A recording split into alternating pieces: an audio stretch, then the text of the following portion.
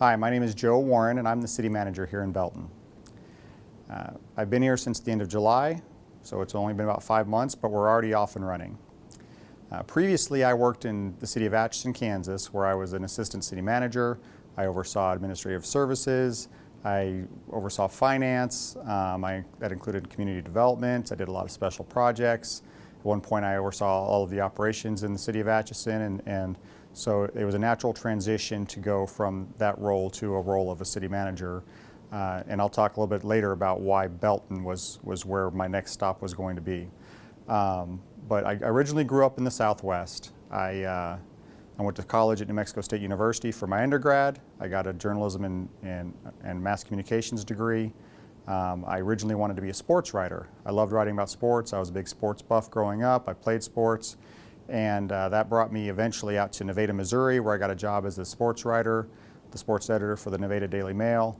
And I moved out here in 2004 to the Midwest. That job was really cool because I got to cover the Chiefs and I got to cover the Royals. And coincidentally, that experience is what first introduced me to the city of Belton. I would drive through the city numerous times, going up to Chiefs games, up to Royals games. And a lot of times stopped and got gas or got something to eat, did some shopping in Belton. And so I've been very aware of the city of Belton for pretty much my entire time here in the Midwest. I worked in the newspaper business all the way until 2018. I worked my way up from being a sports writer to being a publisher. I oversaw some smaller town papers. I oversaw the paper in Atchison for about 8 years. Oversaw a bunch of other small town papers as part of that role, so I was a group publisher for a while. Eventually I moved to Warrensburg for 3 years and was the publisher there. It was all part of the same company that owned the Atchison paper. So I worked with the News Press Gazette company out of St. Joseph, Missouri, and had a great experience with that. And so eventually I decided that the newspaper business was not my long-term career. I enjoyed my time there, but at some point I decided I wanted to do more with my life as far as giving back to the public and giving back to my community. And so that led me to the public service field. So that job in Atchison, it's a long story how I ended up getting that job. I won't bore you with the details of that, but once I got into public service and became an assistant city manager, I was hooked. I went back to college. I went to the University of Kansas. I got a degree in public administration, Rock Chalk Jayhawk. It's I'm not ashamed to say it's the top local government MPA program in the country. It's been rated that way for many, many years. There are a lot of Jayhawks out there, and so I'm very proud of that fact. But it's also a great program. It's not just about being a Jayhawk. It's about learning how to properly, lead a community and get involved in the community in a way that's meaningful. And so that's led me ultimately to Belton. Why Belton? Belton has got a lot of things going well for it. For one, it's a nice destination for me and my wife. I've got a wife, I've got 2 little girls who are 8 and 4, and even my wife's a Nevada girl, so she's from Nevada, Missouri, and her parents and grandparents all still live there. Her family's all in Nevada still, and we go back very often. Belton's kind of been the stop-off point whenever we meet the grandparents to drop off the kids for the weekend or to pick them back up, and so it made a lot of sense for us from a geographical standpoint to come to Belton. Now we're closer to the grandparents, and that's a great thing for our family. But it was more than that as for why Belton. Obviously, I'm not just going to pick a job like this where I'm serving the public and potentially putting down roots for hopefully a long time, unless there was more to it than just geography. And when I say more to it, Belton's got a lot going on for it. I mean, the development here in this city in the last 20 years has been extraordinary, especially on the commercial side. There's been a lot of commercial growth, a lot of retail growth, a lot of restaurant growth. Recently, there's been some light industrial growth, obviously with all those the North Point developments going on along I-49. And so Belton has been growing from a financial and economic aspect, at least from the commercial side. The next step's residential. I see this as this place is going to take off residentially. I mean, we're about 25,000 people. We've been here at this level for quite a while, but and it's not my goal necessarily just to grow that number, but I think that we we have the ability to really recruit some top-notch talent to this community. The Kansas City area is constantly growing. The economy in Kansas City has been pretty strong for the last, at least 20 years. And Belton's going to be a huge part of that moving forward. You see all the growth that's going on, all the way from Blue Springs to Lee's Summit. Raymore's had a good amount of growth over the past 10, 15 years. And then you cross the state line and you go into Leawood and Overland Park and Johnson County, and you see all the growth that's occurred there. Everything's moved to the south, but except Belton hasn't had that same movement. And I don't think there's a specific reason for that other than the fact that it's just hadn't been our turn. Well, it's going to be our turn. In fact, it's going to be coming soon. I have no doubt that the growth is going to hit Belton really quickly, and when it does, it'll move really fast. The only question marks, obviously, are the economy and the housing market and how well that sustains itself over the next, 2 to 3 years. But I am fully convinced that Belton's going to be the next place that really takes off and grows residentially. You're already seeing it from a multifamily perspective. You've got the apartments that are opening at the Encore Apartments over there on 163rd across from essentially the Academy Sports area and that area. You got another apartment group that's just similar to that, that's going up behind the Target near the Menards area. And those two complexes are bringing over 600 units. There's some things in the works to do some more multifamily that could really allow this community to take off.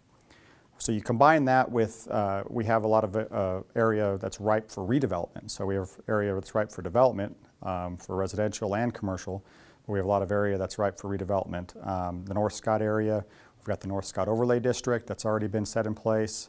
I know that that's going to take off. I know we got a big project on that coming for the street and the streetscape. That'll kick off next year. And then I really see a lot of commercial redevelopment occurring on North Scott. And all of that, and I haven't even talked about what might be the biggest selling point to me for this community, and that's the downtown. The old downtown is rich with history. The Main Street, if you look at it from what it was 10 years ago, 15 years ago to what it is now, it's had some awesome redevelopment already. There is still some opportunity for more redevelopment here in the downtown, and it's going to have that homey feel and allow us to protect that small town feel that really makes Belton unique when you consider that it's part of a major metro area. So Belton is really moving. I'm extremely excited to be a part of it. I think the next 10 to 15 years are going to be huge in the long-term vision and long-term what Belton ends up being over the course of the next 100, 200 years. The next 10, 15 years are going to be a big part of that, and I'm super excited to be part of that. As an organization, the city of Belton has some good people already on staff. I see as my main goal is to make sure that we have the right culture. When I talk about culture, I'm talking about we want a culture where the employees are empowered to work on behalf of the residents. And when I say that, I mean we need to be providing service that the residents can count on, a reliable service, one that is efficient, and that people are getting the most bang for their buck for their tax dollars. And so that's a big goal for us. Also, as an organization, I think it's important that we look at this community, not just in our job within this community, not just as a job, but as if we're making this a place that we want to live, a place that we want to stay, a place that we want to play, a place that we are excited to invite other people to come share in with us. And so, so all of that rolls into the fact that we just want to make this a great community, and so we want the organization to reflect how great the community can be, and how great it is. So. Those are all goals as far as organization is concerned. We're leaning on our core values. We think we've identified the 2 core values that the community would identify if they were going to say, let's pare this down and look at what the core values of our community and organization should be. And those 2 core values are integrity and dedication to service. We think that we need to be always working with integrity, always trying to do the right thing, and then we need to make sure that we have a get-to-yes mindset, and that we are dedicated to serve the residents, serve the businesses, and serve everybody that has a vested interest and a stake in Belton's success. And so we're going to continue to work toward that. We've got a council that's very supportive of a lot of the ideas that we have, that as a staff and as a community. And so you add all that together, and Belton's just a great place to be, and I'm happy to be here. Okay, Joe, so tell me about your family. Well, I've got two little girls. They're 8 and 4, and obviously a wife of almost 14 years. She's a Nevada girl, so she's from this area, and she's a high school principal in Atchison, so she will be looking for jobs. She already is looking for jobs here in this area, and so my two little girls they're wonderful. They both are involved. They're both in a lot of things. They both play soccer. They both do gymnastics.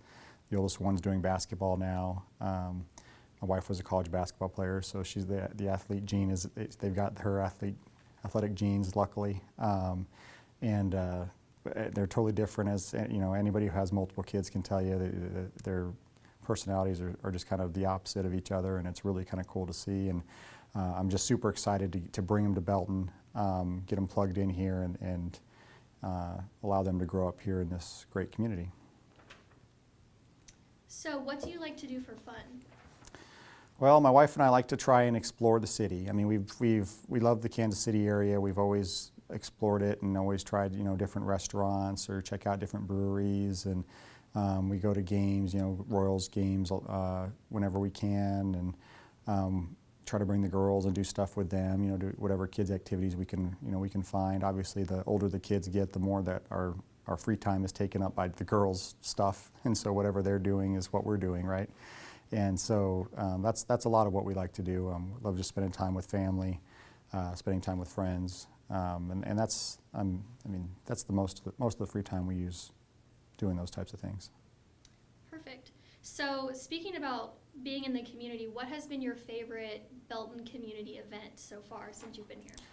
Well, I was lucky enough to start before the 150th celebration, so I got to participate in that a little bit, and that was really outstanding, wonderful welcome to the community. Just kind of, if you want to point to one event and say this is what our community can be about and what our community is, that was just a great first representation of Belton, and so I really enjoyed that. I love the downtown area. I love the Main Street. I think that there's a lot going here already. I think there's a lot of potential for even more. And the people have been great. People have been very welcoming. Everybody on staff has been very receptive and open and willing to try new things, and it's been awesome from that perspective. And then the community just seems to be ready to roll, ready to do some really cool things, because they want to make Belton a great place, an even greater place than it already is, and that's my goal, so it's really working out well that way. So what is a movie that you never get tired of watching? That's kind of funny, because there are a few movies that if I'm scrolling through, I don't watch a lot of TV to begin with, to be frank, but when I do have a rare occasion to watch some television, there are definitely a couple of movies that I will stop and watch no matter how many times I've seen them. Of course, growing up, I love the original Star Wars movies. I was kind of a Star Wars nerd as a kid, and those are great movies.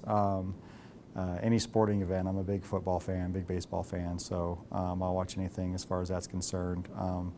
But specific movies, I don't know, that's kind of a tough one as far as what, a lot of them are nostalgia based, right? You remember kind of how you were when you were a kid and you were watching some of these movies, and so if you see them, you'll just like, wow, I remember this, and things like Ferris Bueller's Day Off, or something fun like that, or Shawshank Redemption's a great movie that's always on TV, so it's kind of hard to scroll past that one when it's on. It's a great movie. And then the Rocky movies, as corny as they are, they're always kind of fun to watch. And so I don't know if I had a favorite, but there's definitely a lot of movies that if you see them, yeah, I might watch that for a little while. Okay. So you've mentioned sports a lot. So if you could sit front row at any finale sports event, the World Cup Finals, Super Bowl, World Series, which would it be? And who would you be rooting for? That's a tough one. I was fortunate enough that when the Royals were in the World Series in 2015, they were playing the New York Mets. My wife and I went to Game 1. We weren't front row by any means. We were in the nosebleeds, but we felt fortunate enough to be there, and that was a blast. That was really cool. Baseball's a great sport live. It's a better sport live than it is on TV. Football is a great sport. but it's almost better on TV than it is live. Other than the fact that when you're live, you can feel the energy of the stadium, and that's kind of intoxicating. That's kind of a cool thing. But if you care about the football itself, which everybody does, but if you're really wanting to watch the football itself, it's harder to watch a football game live than it is to watch it on TV. But that said, the Super Bowl would be hard to pass up, especially if your teams were in it, right? And so I grew up in New Mexico. I was born in Texas. I'm a Dallas Cowboys fan. Don't hold it against me. My wife's a Chiefs fan, so we always go at it every Sunday. And so because of that, it would be awesome to, her and I could go to a Chiefs-Cowboys game and be on the 50-yard line, with a great view. That'd be a unique experience that we definitely wouldn't pass up. Awesome. So if you were told you could only have one type of food for the rest of your life, what would it be? Wow, one food for the rest of my life. Well, I've got a sweet tooth, but I don't think that eating chocolate for the rest of my life would be advisable. I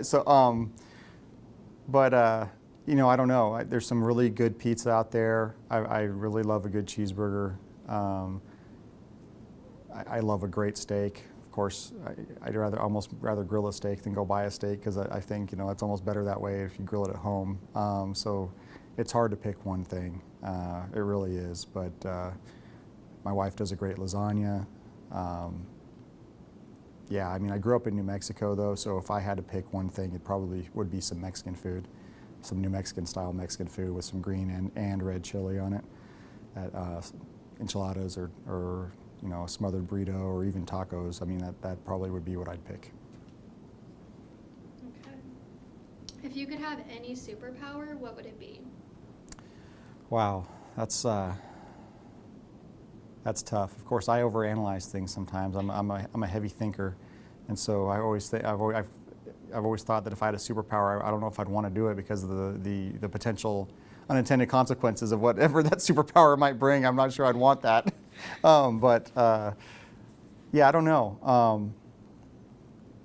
It'd be nice to know what people are thinking, like honestly what they're thinking. I'm a big person when it comes to authenticity and being genuine, and so I try to give everybody a genuine feedback and my genuine opinion, and try to, when I say something, I do everything I can to follow through in what I say because I want it to mean something, and sometimes it would be helpful to, when you know that someone's telling you something and they don't really mean what they're saying, that could be very useful. So I guess reading someone's mind could be useful as long as I could turn it off and we didn't have to listen to it all the time. I think that'd be a nice superpower. Okay, if you could have dinner with anyone from the past, who would it be? I don't know. I haven't really thought about anything like that, so I don't know. Dinner with anyone from the past. Well, growing up, my grandfather was a big influence in my life early when I was a kid. He died when I was young of cancer when I was about 12 years old. But before that, actually it was before that even, but before that, when I was a little kid, we watched sports together, and he was from New York, and so I grew up rooting for the New York Mets. And so I just remember the '86 World Series when I was a 7-year-old kid, and watching that series with him, and that's like one of my formative, lasting memories. And so I probably would want to have lunch with him if I had the opportunity, because I never got to know him as an adult. So that'd be one person. I don't know. There are so many great people out there. I guess there's not really a wrong answer, I guess, but it'd be nice to talk to some people that have some really cool experiences under their belt. I always, being a baseball fan, I've always felt like from that perspective, and a music fan, I've always felt like I grew up too late for my tastes. Baseball's heyday was like all the way up into the '70s and into the '80s, right? And then football kind of started taking over, and so some of those folks from the '70s, musically and athletically, I think would be really cool. Cool to kind of pick their brains and see, what they were thinking when they were doing what they did. Awesome. So, do you think there are more wheels or doors in the world? Have you heard this question before? I've not heard that question before. Oh no, it was like a trending question this year. More wheels or doors in the world? Yes.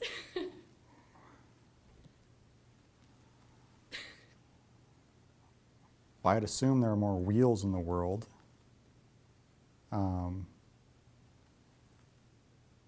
Just because some tools have wheels in them and on them. Right. You know There's what I no mean? right answer. Right. It's just your Well, don't, opinion. yeah, that's tough. I don't know, that's a good question. I mean, if that's supposed to subconsciously tell you something about your own psyche, whether you pick wheels or doors, I don't know. Maybe maybe I believe in constant improvement, and so the wheels is an answer that I give because that's a transportation, it's a mode of transportation or a mode or if it's used in a tool, it's a mode of helping that tool to operate. Whereas doors can be, they can be open, but they can also be closed. So they can be used to separate, and so yeah, I probably pick wheels. Okay. And then lastly, I know you're a Cowboys fan, but who's going to the Super Bowl this year? That's a tough one. My wife and I have kind of this conversation a little bit, kind of running, and our friends, of course, all of our friends are Chiefs fans because we live here in this area. And I probably feel more bullish on the Chiefs than most of my friends and my wife do, as far as I think that they have a legit chance to be in the Super Bowl, and maybe the favorite to get there and maybe the favorite to win it. If you have any team that has a quarterback like Patrick Mahomes, they always have a chance. And they're not just a Patrick Mahomes team, but when he's there, that gives them a great chance. And so it's hard to say that they won't be there at the end. That said, they're not flawless, so I mean, it could happen, but they probably have as good a chance as anybody. I'm really excited that the Cowboys have a solid team this year. I think this is one of their best chances to get to the Super Bowl since, when I was a kid, when I was a teenager, they were in the Super Bowl 3 out of 4 years, from 92 to 95, and they haven't been back since. And I think this is maybe their best chance to get back since those 3 years where they were in it. Doesn't mean they'll get there, but they've got a good chance. The NFC is wide open too, I think. So yeah, I think both those teams have good chances, and I analytically, I truly believe that. I don't know that they're both necessarily the hands-down favorites. I think the Chiefs are in the AFC, but I don't know that the Cowboys are. I think that they're in the mix, though, and so it'd be nice to see. Okay.